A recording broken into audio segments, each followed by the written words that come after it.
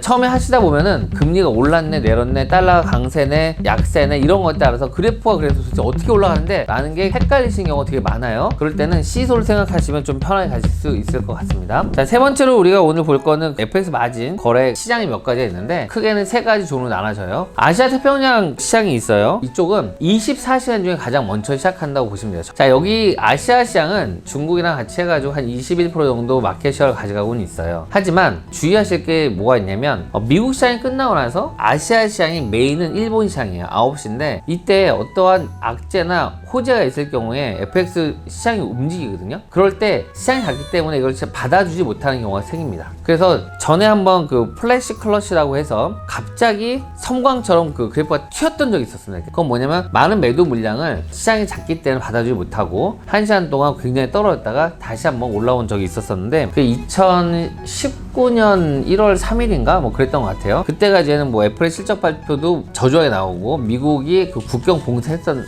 시장이었는데 그쯤에 그런 플러시 클러시가 생기는 경우가 있는데 그래서 이 아시아 시장에 시작할 때 좀 잘 보셔야 될 것 같습니다. 자, 아시아 시장에서 넘어가는 게 유럽 시장으로 넘어가는데 유럽이 아무래도 그 영국과 함께 고전적으로 큰 시장이죠. 그래서 영국 파운드가 예전에 기축통화로서 맹위를 떨치다가 유로가 통합되면서 파운드와 유로가 좀 분리됐죠. 그래서 파운드는 파운드 시장, 유로는 유로 시장을 가져가고 있습니다. 그러나 FX 시장에서는 3분의 1 정도의 마켓을 책임지고 있다고 보시면 될 것 같습니다. 런던 세션이 딱 열리고 나면은 글쎄요, 전체들이 거래되는 양이 전체의 한 반 정도가 돼요. 북적북적 시작하게 되고 트레이딩을 준비하는 그런 과정이 있는데 유로는 이제 여러 나라가 합쳐져 있다 보니까 이슈가 되게 많아요. 뭐 브렉시트부터 뭐 그리스 사태, 여러 사태들이 많이 있어서 하나의 국가처럼 움직이는 게 아니라 각각 있는 것들 영향을 다 받습니다. 유럽 시장에 대한 이해와 또 뉴스를 좀 꼼꼼히 봐보실 필요가 있어요. 왜냐면은 뭐 프랑스랑 유럽은 잘 가고 있는데 갑자기 다른 나라에서 문제가 터져도 영향을 미치기 때문에 그렇습니다. 자, 우리가 바라보는 시장에 있어서 좀 메인 시장은 미국 시장이라고 볼 수 있는데 그 뉴욕 세션이라고 합니다. 미국은 뉴욕과 LA가 시차로 3시간 정도 차이가 나요. 실제 비행기로 타고 다니면 한 6시간 정도 차이 나는데 다른 나라죠. 땅이 붙어 있어서 그래요. 한국에서 6시간 비행기를 타고 가면은 거의 모든 동남아를 갈 수 있습니다. 한국에서 뭐 필리핀, 뭐 말레이시아까지 싱가포르까지 다 땅으로 연결되어 있는 나라가 미국이다 생각하시면 돼요. 자, 메인은 뉴욕이기 때문에 뉴욕이 아침 9시가 되면은 LA는 새벽 6시예요. 아직도 일어나지 않습니다. 그러나 그 시간에 있어서 굉장히 활발한 시간이 되기 때문에 자, 한국은 몇 시 정도 되냐면은 저녁 한 10시 정도 됩니다. 자, 한국에서 트레이딩 하시는 분들은 국내에 있는 9시부터 주식과 선물 다 마치고 나서 3시 정도 되면 이제 끝나죠. 끝나고 좀 쉬었다가 해외 선물을 시작하세요. 해외 선물 시작하면서 이제 저녁 시간 된 다음에 집에 들어가시거나 다시 트레이딩 룸 모셔서 10시부터 본격적으로 트레이딩을 합니다. 전체적으로 보면은 유럽 시장이 오픈을 하고 뉴욕 시장이 오픈되어 겹치는 한 4시간 정도가 있어요. 그 시장이 FX 거래의 한 70%를 차지한다 라고 보시면 될 것 같습니다.